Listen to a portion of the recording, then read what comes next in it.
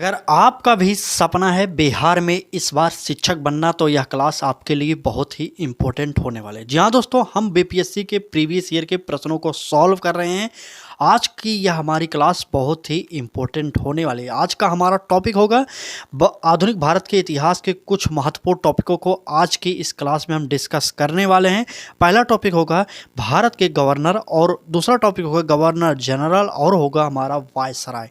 इससे संबंधित जितने भी प्रश्न पूछे गए हैं बीपीएससी के द्वारा हम इस क्लास में उन सारे प्रश्नों का डिस्कस करने वाले हैं।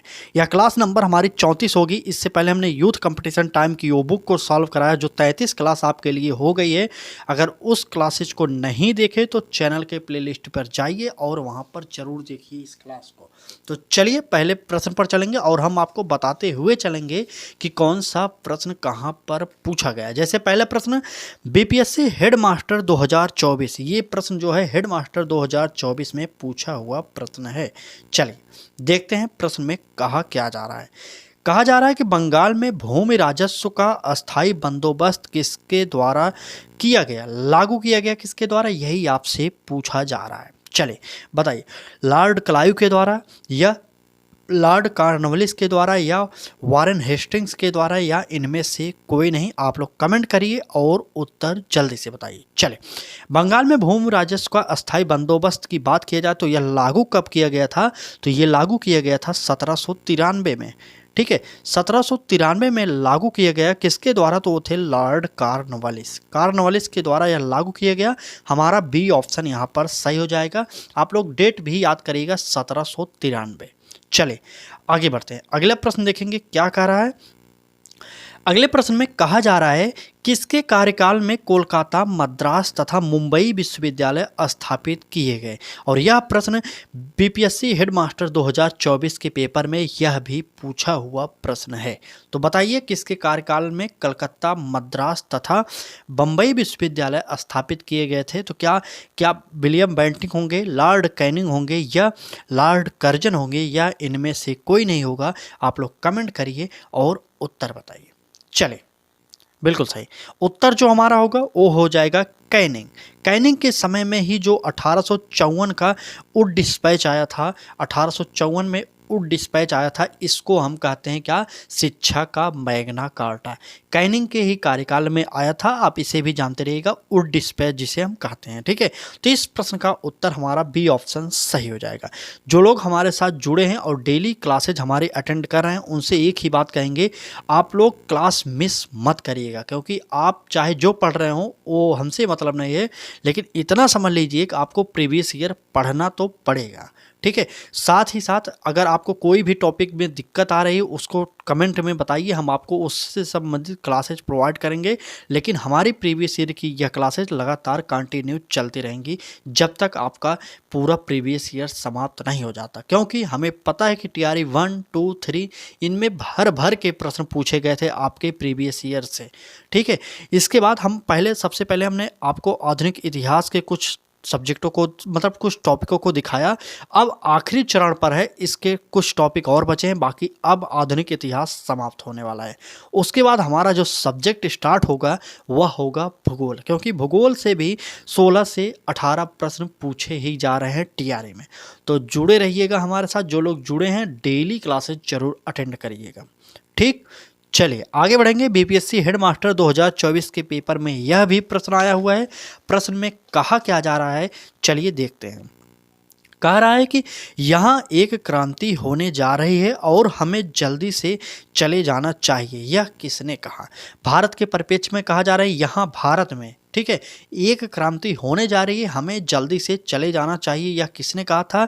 तो बताइए, क्या बेवेल ने कहा था, विलियम बेंटिक ने कहा था, चर्चिल ने कहा था या इनमें से कोई नहीं कहा था। आप लोग कमेंट करिए और उत्तर बताइए। चले, बिल्कुल सही, लॉर्ड बेवेल ने कहा था यहाँ भारत में एक बहुत बड़ी क्रांति होने जा रही है, हमें इसलिए यहाँ से जल्दी चले जाना चाहिए। यह कथन जो था बेवेल का था। ठीक है, बेवेल के समय में ही याद करिएगा, बेवेल के कार्यकाल में ही बम्बई में नौसैनिकों का विद्रोह हुआ था, आपको इतना पता होना चाहिए। और बेवेल के ही कार्यकाल में आज़ाद हिंद फौज के सैनिकों पर नवंबर 1945 में, ठीक है। बेवेल के ही कार्यकाल में नवंबर 1945 में लाल किले का मुकदमा चला था। ठीक है, किसके समय में? बेवेल के समय में। आज़ाद हिंद फौज के सैनिकों पर नवंबर 1945 में लाल किले का मुकदमा चला था। इतना याद करिएगा, जो हम आपको बता रहे हैं वहाँ से भी प्रश्न आपके पेपर में बन सकते हैं। ठीक है, तो इस प्रश्न का उत्तर हमारा जो निकलेगा ए ऑप्शन सही हो जाएगा। ठीक, चले आगे बढ़ेंगे और अगले प्रश्न को देखेंगे। क्या कर रहा है हमारा अगला प्रश्न? यह प्रश्न कहाँ पर पूछा गया है? पूछा गया है बिहार एग्रीकल्चर की परीक्षा बीपीएससी के द्वारा कराई गई थी 2023 में, उसमें यह प्रश्न पूछा गया था। प्रश्न में कहा क्या जा रहा है, देखिए, किसने लिखा था कि पृथक निर्वाचन मंडल स्थापित करके हम नाग के दांत बो रहे हैं तथा इसका परिणाम भीषण होगा। बहुत ही इंपॉर्टेंट कथन है, आप एक बार फिर पढ़िए और याद कर लीजिए। किसने कहा था कि पृथक निर्वाचन मंडल स्थापित करके हम नाग के दांत बो रहे हैं तथा इसका परिणाम भीषण होगा? क्या मिंटो ने कहा था, मोर्ले ने कहा था, कर्जन ने कहा था, या इनमें से कोई नहीं? और यह प्रश्न पूछा कहाँ गया था? तो बिल्कुल सही बताइए, उत्तर कौन सा होगा? बिहार एग्रीकल्चर 2023 के पेपर में यह प्रश्न पूछा गया है। चले, बिल्कुल सही। ठीक, चले अगर बात करते हैं इस प्रश्न की, तो भारत शासन अधिनियम जो 1909 का था, आपको पता होगा, इसके तहत ही पृथक निर्वाचक मंडल के विषय में भारत सचिव मोर्ले ने यह टिप्पणी की थी। ठीक है, मोर्ले, हमारा उत्तर जो होगा मोर्ले, बी ऑप्शन यहाँ पर सही हो जाएगा। आगे बढ़ेंगे और अगले प्रश्न पर चलेंगे, जो कि हमारा TRE 2 में पूछा हुआ प्रश्न है। यकीन मानिए, इस क्लास से आपके पेपर में फिर से प्रश्न देखने को मिलेगा। यह टॉपिक आज का जो हमारा है, भारत के गवर्नर जनरल और वायसराय, इस टॉपिक से बीपीएससी के द्वारा बहुत सारे प्रश्न पूछे गए हैं, जो कि हम 2 से 3 क्लासेज में आपकी यह टॉपिक समाप्त करने वाले हैं। क्योंकि हमारा इतना ही सिद्धांत है कि आपको उतना ही पढ़ाया जाए जितना आप याद कर सकें। बीपीएससी के इन प्रश्नों को रट लीजिए, याद कर लीजिए जैसे भी याद होता है, क्योंकि यहाँ से प्रश्न आपके पेपर में बनेंगे। हाथ जोड़ के निवेदन करेंगे कि भाई पढ़ लो, अभी भी समय है आपके पास, चाहे जब नोटिफिकेशन आए, नोटिफिकेशन का इंतजार मत करिए। ठीक, चलिए बताइए इस प्रश्न में, यह TRE 2 में पूछा हुआ प्रश्न है। कहा क्या जा रहा है? कह रहा है कि इनमें से किसने कहा था कि कांग्रेस का महल लड़खड़ा रहा है और भारत में रहते हुए मेरी एक बड़ी महत्वाकांक्षा है, यह है कि शांति के साथ इसे करने में सहयोग दे सकूं। बताइए किसने कहा था? तो क्या डफरिन ने, विलियम बेंटिंग ने, कर्जन ने, या इनमें से कोई नहीं? आप लोग उत्तर बताइए। चले, बिल्कुल सही उत्तर जो होगा हमारा कर्जन हो जाएगा। बिल्कुल सही, सी ऑप्शन हमारा सही हो जाएगा, सी ऑप्शन कर्जन। अगर आपसे कर्जन का कार्यकाल पूछा जाए तो 1899 से कितना हो जाएगा बताइए? 1899 से कार्यकाल शुरू होता है और 1905 तक जो कार्यकाल होता है, ये होता है कर्जन का कार्यकाल। ठीक, इनका कार्यकाल भी याद करिएगा। यह TRE 2 का पूछा हुआ प्रश्न है, जो 2023 में पेपर हुआ था। बिहार शिक्षक भर्ती 2.0 में यह प्रश्न आया हुआ है। ठीक, चलिए आगे बढ़ेंगे और बिहार शिक्षक भर्ती 2.0 में जो प्रश्न पूछा गया है उसको एक और देखने वाले हैं। ये है हमारा वो प्रश्न, TRE 2 का प्रश्न। ठीक, प्रश्न में कहा क्या जा रहा है? भारत सरकार अधिनियम 1935 को किसने गुलामी का चार्ट बताया? तो बताइए किसने गुलामी का चार्ट कहा था 1935 के अधिनियम को? बताइए, महात्मा गांधी होंगे, सुभाष चंद्र बोस होंगे, हसरत मोहानी होंगे, या इनमें से कोई नहीं होगा? आप लोग कमेंट करिए और उत्तर जल्दी से बताइए। चल, बिल्कुल सही, TRE 2 में पूछे हुए प्रश्न है ये। ठीक, बात करते हैं भारत शासन अधिनियम 1935 को गुलामी का चार्टर या दास्ता किसने कहा था? वो थे जवाहरलाल नेहरू। यहाँ पर जवाहरलाल नेहरू इसमें से ऑप्शन में ही नहीं है, तो हमारा उत्तर जो हो जाएगा डी ऑप्शन सही हो जाएगा। आप लोग याद करिएगा, जवाहरलाल नेहरू ने यह कथन कहा था। ठीक है, चले आगे बढ़ते हैं। क्लास अच्छी लग रही हो तो लाइक कर दीजिए। अगर चैनल पर पहली बार आए हों, अगर हमारे 7 क्लासेज अटेंड करने वाले हैं आप, तभी आप हमारे चैनल को सब्सक्राइब करिएगा। नहीं तो वैसे पढ़ना हो तो पढ़ लीजिए, लेकिन अगर डेली क्लासेज करना है तभी आप हमारे साथ जुड़िएगा। क्योंकि ऐसे मत जुड़िए कि जुड़ गए और पढ़ाई हो ही नहीं रही है, उससे कोई लाभ नहीं होने वाला। इससे अच्छा होगा कि आप हमारे साथ जुड़े ही ना। जितने भी लोग जुड़े हैं उनसे एक ही निवेदन करेंगे, अगर आप हमसे जुड़े हैं तो डेली सुबह 10 बजे जो हमारी क्लासेज होती हैं उनको ज़रूर अटेंड करिएगा। ठीक, चले बात करते हैं इस प्रश्न की। कहा क्या जा रहा है कि सती प्रथा को बंद करने में किसने लॉर्ड विलियम बेंटिक का सहयोग किया। तो आप सभी जानते होंगे यह प्रश्न बहुत ही इंपॉर्टेंट है और बहुत सरल भी है, क्योंकि ये प्रश्न कई परीक्षाओं में पूछे गए हैं। बात करेंगे यह प्रश्न आपके बीपीएससी में कब पूछा गया था, तो 2022 में पूछा गया था। ठीक, बताइए केशव चंद्र सेन होंगे, दयानंद सरस्वती होंगे, या ईश्वर चंद्र विद्यासागर, या राजा राम मोहन राय होंगे। आप लोग कमेंट करिए और उत्तर जल्दी से बताइए। सती प्रथा को कब बंद किया गया था, अगर आपसे पूछा जाए तो 1829 में सती प्रथा पर प्रतिबंध लगाया गया था। किसके द्वारा लगाया गया था, तो विलियम बेंटिक के द्वारा लगाया गया था। यहाँ पर प्रश्न में अंकित किया गया है। और सब सहयोग कौन किए थे, तो वो सहयोगी थे हमारे राजा राम मोहन राय। ठीक, सती प्रथा को 1829 ईस्वी में बंद किया गया, किसके द्वारा, विलियम बेंटिक के द्वारा किया गया था। और राजा राम मोहन राय ने बहुत महत्वपूर्ण सहयोग उसमें किया था। ठीक है, इस प्रश्न का उत्तर जो निकला हमारा डी ऑप्शन यहाँ पर सही हो जाएगा। चलिए आगे बढ़ेंगे और अगले प्रश्न की बात करेंगे। और अभी तक आप हमारे क्लासेज को डेली देख रहे हों या ना देख रहे हो, लेकिन अब जुड़ जाइए यहाँ पर। अगर आज से ही जुड़ेंगे तो अभी भी देर नहीं हुई। अभी तो हमारी ये सिर्फ 34 नंबर की क्लास हुई है। आपको पता होगा कि यूथ कंपटीशन टाइम 2025 की जो न्यू एडिशन की बुक आई है उसमें 10,710 जीके जीएस की प्रश्न है, जैसे इतिहास, भूगोल, पॉलिटी और अर्थशास्त्र, स्टैटिक जीके। तो इन सभी प्रश्नों को हमें पढ़ना तो पड़ेगा पेपर से पहले और याद भी करना पड़ेगा। इसलिए हाथ जोड़ते हैं, आप जुड़िए और डेली क्लासेस पढ़िए। ठीक, चले आगे बढ़ते हैं। कह रहा है कि सती प्रथा को गैर कानूनी किसने घोषित किया। क्या वारेन हेस्टिंग्स थे, विलियम बेंटिक होंगे, कार्नवालिस होंगे, या कर्जन होंगे। प्रश्न वही है, सिर्फ पैटर्न चेंज करके पूछा गया। ऊपर प्रश्न जो पढ़े थे वही प्रश्न सेम है।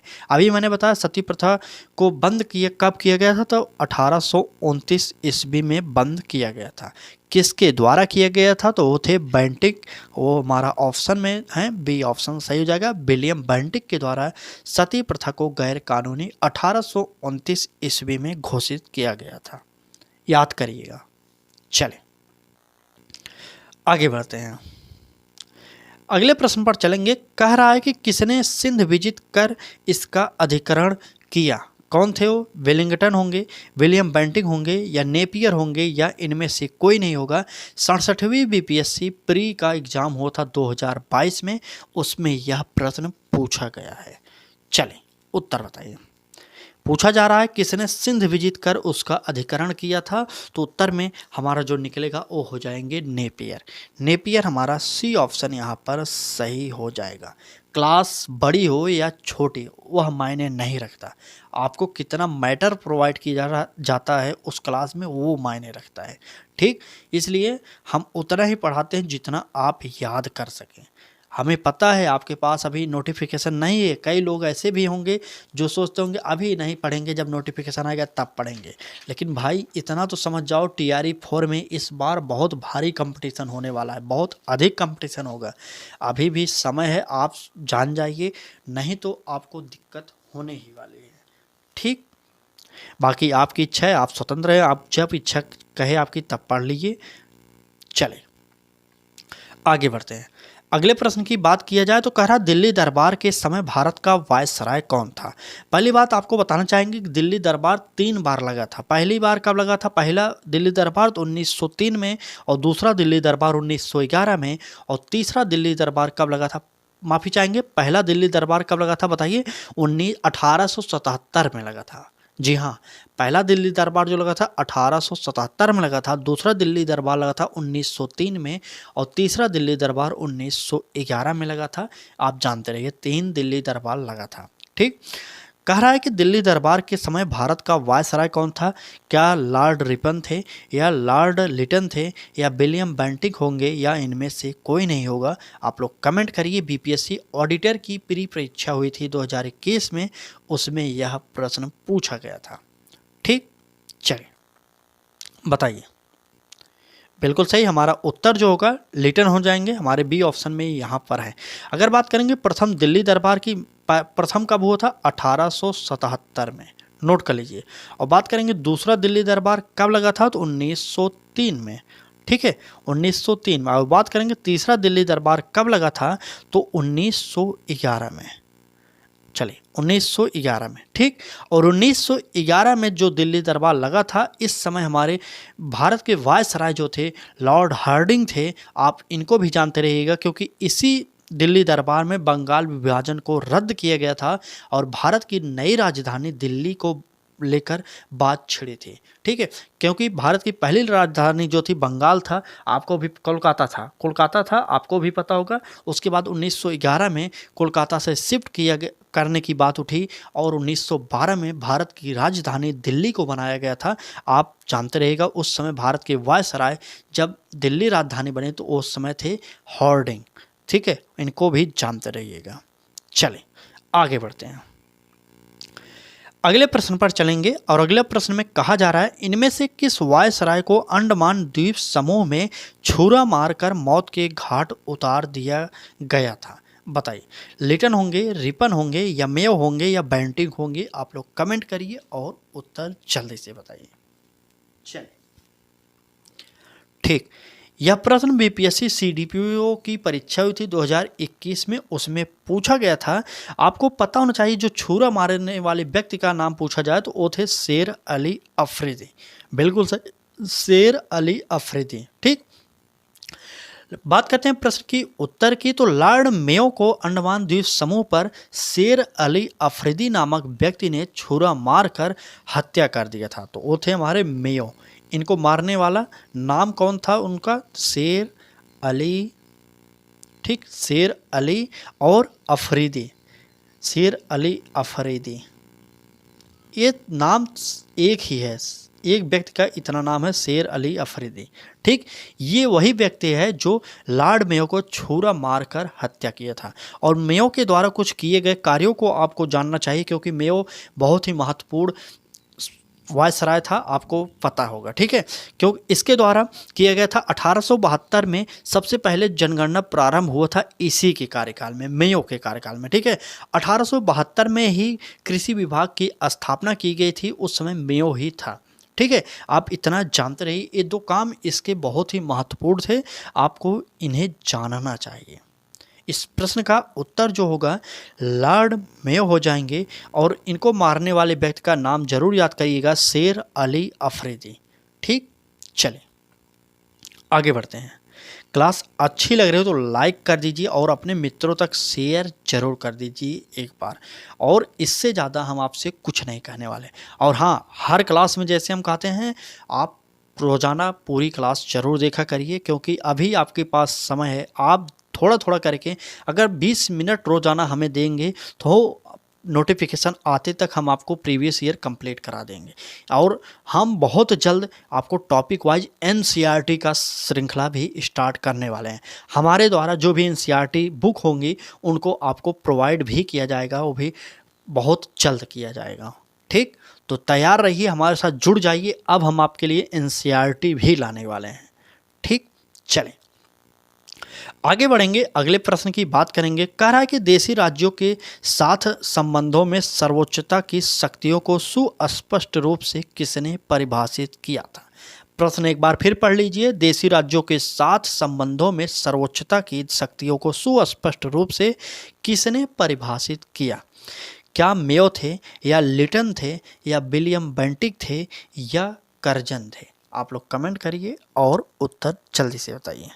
चले, बीपीएससी ऑडिटर की प्री परीक्षा 2021 में हुई थी, उसमें यह प्रश्न पूछा गया था और इस प्रश्न का उत्तर जो हो जाएगा लॉर्ड कर्जन हो जाएंगे, ठीक है। कर्जन हमारे डी ऑप्शन में दिया गया है और यही हमारा उत्तर सही हो जाएगा, डी ऑप्शन सही हो जाएगा। चले आगे बढ़ते हैं, अगले प्रश्न पर चलेंगे। अगले प्रश्न क्या कह रहा है? अगले प्रश्न में कहा जा रहा है, बंगाल में द्विशासन प्रणाली किसके द्वारा लागू की गई थी? आप बताइए, क्या वारेन हेस्टिंग्स हो जाएंगे, विलियम बेंटिक होंगे, या रॉबर्ट क्लाइव होंगे, या कर्जन होंगे? आप लोग कमेंट करिए, उत्तर जरूर बताते रहिए। चलिए ठीक, बंगाल में द्विशासन प्रणाली किसके द्वारा लागू की गई, यही आपसे पूछा जा रहा है। तो बिल्कुल सही, यह हमारा उत्तर जो हो जाएगा क्लाइव हो जाएंगे। क्लाइव, सी ऑप्शन हमारा सही हो जाएगा। अगर बात करते हैं बंगाल में द्वैत शासन की शुरुआत कब हुई थी, तो वह हुआ था 1765 ईस्वी में। ठीक है, 1765 ईस्वी में जो है बंगाल में द्विशासन प्रणाली स्टार्ट हुई थी। ठीक, चलिए आगे बढ़ते हैं। अगले प्रश्न को देखेंगे, क्या कह रहा है हमारा अगला प्रश्न। कह रहा है कि ठगों का उन्मूलन किसके नेतृत्व में हुआ था। क्या लॉर्ड क्लाइव होंगे, स्लीमन होंगे या मिंटो होंगे या इनमें से कोई नहीं। आप लोग उत्तर बताइए कि ठगों का उन्मूलन किसके नेतृत्व में हुआ था। चले बताइए। यह प्रश्न 65वीं बीपीएससी प्री के एग्जाम 2019 में पूछा गया था और उससे पहले भी यह प्रश्न बिहार सीडीपीओ की परीक्षा 2018 में हुई, उसमें भी वह प्रश्न आया हुआ था। तो बताइए इस प्रश्न का उत्तर क्या होगा। चले, बिल्कुल सही, इस प्रश्न का उत्तर होगा हमारा स्लीमन। स्लीमन होगा। और इनका नेतृत्व किसने किया, मतलब इनको नियुक्त किसने किया था, तो वो थे विलियम बेंटिक। विलियम बेंटिक ने कर्नल स्लीमन को ठगों के विरुद्ध कार्यवाही करने के लिए पृथक नियुक्ति की थी। आप इतना जानते रहिएगा। ठीक, तो विलियम बेंटिक ने स्लीमन को नियुक्त किया था ठगों का उन्मूलन करने के लिए। और इस प्रश्न का उत्तर हमारा जो निकलेगा बी ऑप्शन सही हो जाएगा। आगे बढ़ते हैं और अगले प्रश्न पर चलेंगे। अगला प्रश्न हमारा क्या कह रहा है। कह रहा है कि अफगानिस्तान के प्रति आक्रमण नीति किस वायसराय ने अपनाई थी। चलिए, अपनाई थी। ठीक, अपनाई हो जाएगा, यहाँ पर नोट कर लीजिए, अपनाई। थोड़ा सा टाइपिंग एरर हो गया। चलिए, किसने अपनाई थी। क्या मेयो थे या लिटन थे, डफरिंग थे या इनमें से कोई नहीं, कैनिंग थे। बताइए कौन सा उत्तर हमारा सही होगा। प्रश्न में कहा क्या गया था, अफगानिस्तान के प्रति आक्रमण ठीक, आक्रमण नीति वायसराय किसने अपनाई थी। तो उत्तर हमारा हो जाएगा बिल्कुल सही, लिटन हो जाएंगे।